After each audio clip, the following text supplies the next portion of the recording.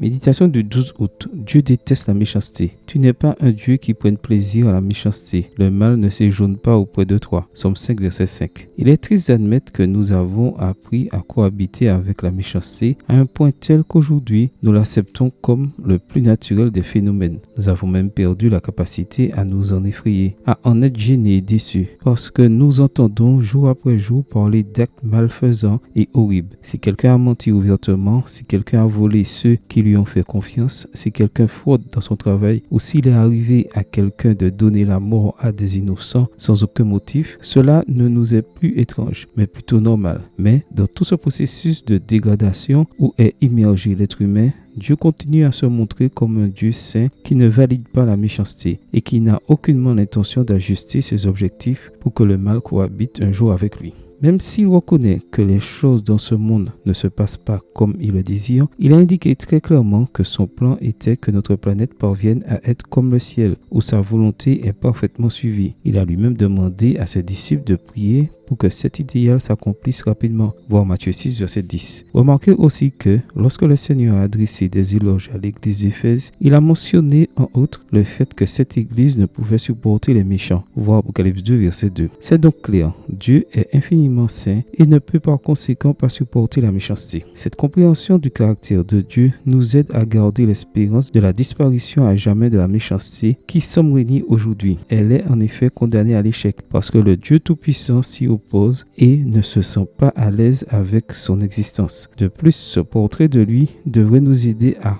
comprendre avec quelle consécration et quel sérieux nous devons mener une vie de sainteté et d'obéissance. En tenant compte du fait que les méchants ne cohabitent pas avec Dieu, seriez-vous disposé à payer un tel prix? Où que vous allez aujourd'hui et quoi que vous voyez autour de vous, souvenez-vous que l'impunité avec laquelle le mal sévit ne durera pas toujours. Et même s'il semble être normal aujourd'hui, il ne l'est pas et le Seigneur finira finalement par l'éradiquer. Demandons-lui de nous aider à le chasser de toutes nos forces, de notre quotidien et à rester éloigné de ce danger. Amen. Bonne journée à vous et que le Seigneur vous bénisse.